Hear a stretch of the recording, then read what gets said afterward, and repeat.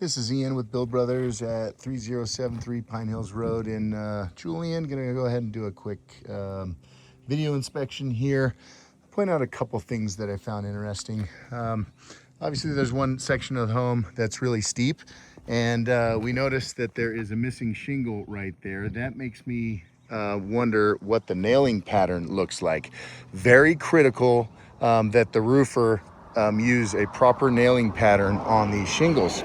So I was able to lift the shingle, and sure enough, 1, 2, 3 nails appear to be used in each one of these shingles. These shingles go from here to, where, how long are they? 3 feet long, just over there. And not only is the nailing pattern incredibly important, but the spacing here, that's supposed to be a minimum of 6 inches, looks a little bit short here. And then the spacing here is also important. That was done right, but this is questionable, and the nailing pattern on this roof is wrong. That's what led to that failure there. And so we see that out of cheap roofers all the time, trying to cut corners and save on cost well, it saves labor also, only putting 3 nails per shingle.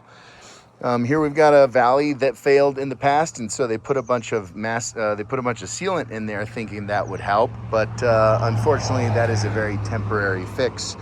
So Robert has already made it clear that he likes metal valleys, and so we're going to be sure to include metal on all of the valleys in this home.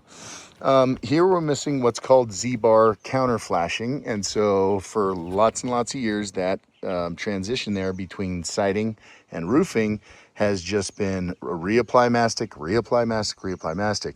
We're gonna put in a 1/2x5 counter flashing to make sure that that no longer requires that temporary fix, which is the mastic. Up here in the eaves, we can see this is what's called skip sheathing, and this is OSB plywood. Majority of the OSB plywood will be fine on the house. I'm considering some type of option to close this in and make it look like starter board. And so that could be an option if we wanted to clean up these overhangs, these eaves.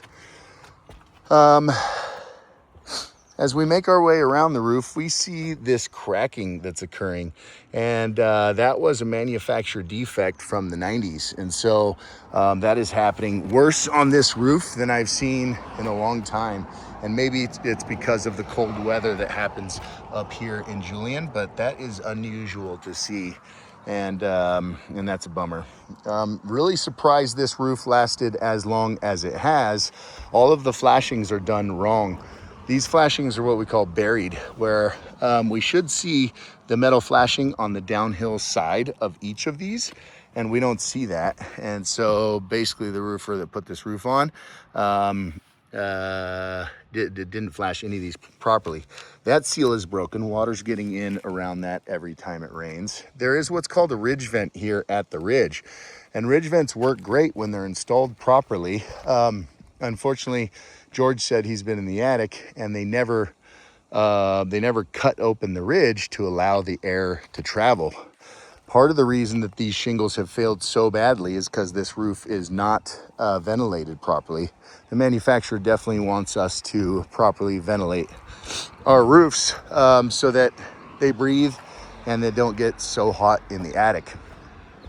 Looks like we might be able to save that solar tube there. Those are always nice little features in dark hallways and dark bathrooms and things like that. That appears to be in okay condition. We get really surgical when we remove the roof around those areas. This little valley here is always a problem area, and so we're going to use a product called Peel and Stick Underlayment, which is just a really robust waterproofing membrane to make sure we never have any issues here. I think this may be part of the active leak that George was talking about, but based on the condition of this roof, how bad all of the roof to wall transitions are, I mean, water could be getting into this house in a whole bunch of ways. I did explain to George that, Robert, that the wood repair will all be done under change order. You know, some of this is pretty bad, but some of it might just be, might just need a fresh coat of paint. Well, not that. we see a whole bunch of rotten stuff right there. So instead of including wood repair for some of it that I can see, we don't include any of it. And then once the roof is off, we go around and tally up everything that needs to be changed. And that is done under change order.